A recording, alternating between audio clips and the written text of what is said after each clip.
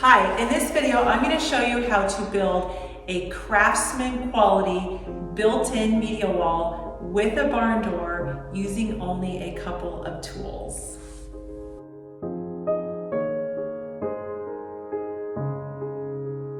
This barn door media console measures 11 feet wide by 7 feet tall. It is custom cut around the baseboard heaters. We spent about $1,000 total in 2 days working on it.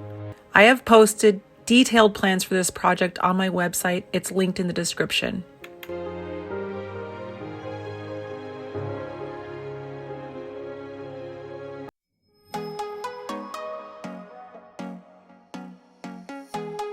The new Craig jig is amazing. It is so easy to use.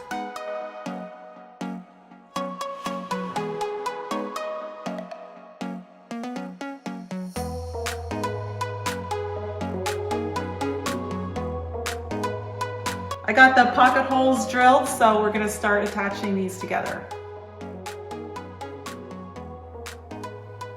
Building the towers is easy. Just attach the shelves to the sides using the pocket holes.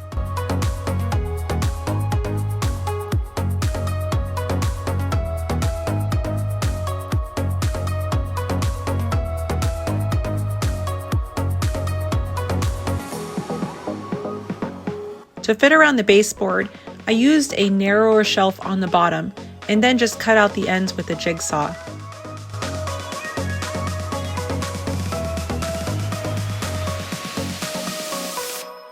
Okay, so I got my first tower done. I cut out the bottom so that it can fit around a baseboard, and that's why I used the 11¼ inch depth on the bottom shelf. But we have a problem now where you can see it needs some structure. It's got some side-to-side wobble, and also we have no way of attaching it to the wall. So what I'm gonna do is take this 1x6 board and I cut it to fit in the back, pocket hole around, gives us something to attach to the wall and create some more structure. This is the Craig 720 jig. It's brand new and it auto adjusts. It's a huge upgrade and saves tons of time.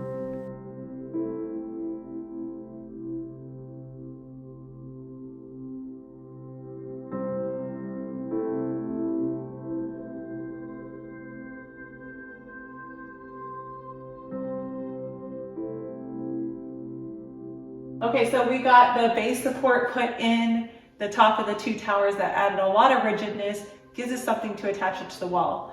These are done except for the face frame, which we'll do in place. So right now I'm going to concentrate on getting the center console done. It's the same steps to build the center console as the towers. Notice how I use a narrow bottom shelf. This is to fit around the baseboard heater.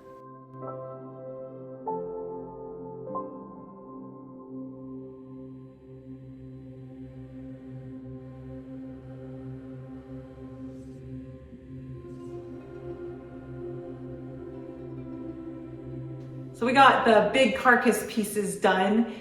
We are going to put the face frame on in place so it has a more professional finish and it looks like a built-in, not just a piece of furniture that you move in place. So I'm going to move on from this and start working on the barn doors.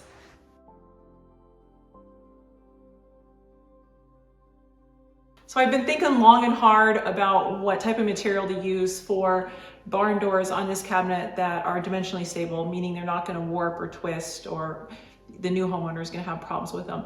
Since we are planning on painting these barn doors, the best thing I could think of using was MDF because it's very dimensionally stable and it's inexpensive. This is a 1x4 and they're commonly used for like trim boards. What I'm going to do is flip it over and use the square edge on the back so we'll get a nice square profile when we make these doors. I just cut the MDF 1x4 boards and drilled pocket holes and built the door frames.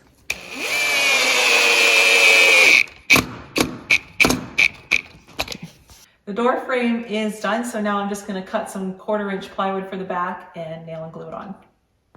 Cutting 1/4 inch plywood is easy and you don't have to be perfect. I just cut it on top of scrap wood pieces with a circular saw and then just glue and nail it to the back of my door frame.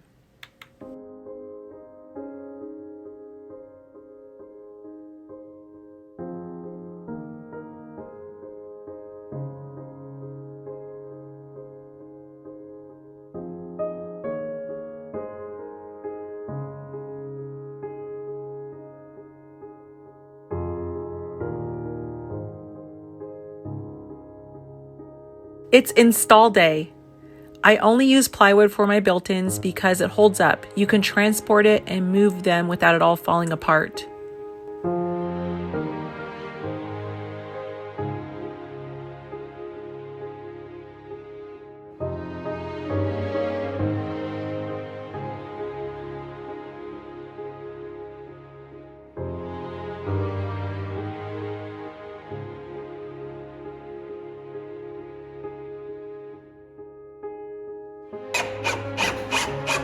We screwed the carcasses together and then added the center shelves and then screwed it all to the wall.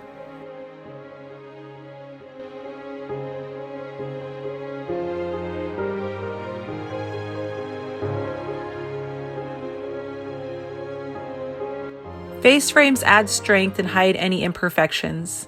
They also make the project look finished. We cut each piece to fit and attached with 1 1/4 inch brad nails. Since I pre-painted all of the carcass pieces, all I have to do is finish the face frame. I filled the holes with wood filler, sanded it, and then just painted everything.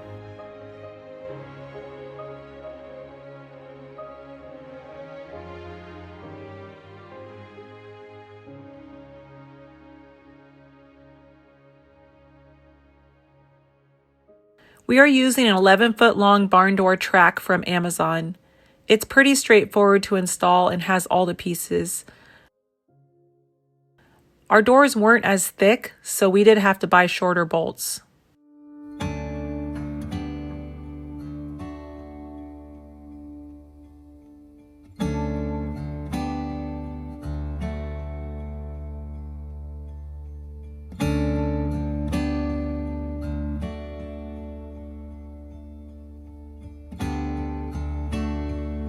Now just hang the doors on the rail.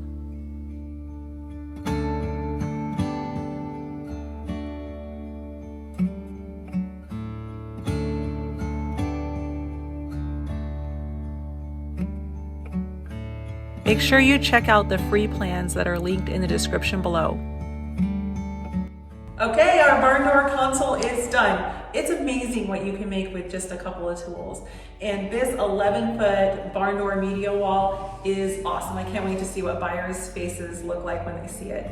Now, of course, you could use this same design, but twist it up a little bit and do so many different things with it. You could put this in a master bedroom with closet items on either side. You could use this with a bench in the middle as a mudroom. You could put a desk in the middle and use it as a hidden desk. So many options that you can customize for your needs and your space.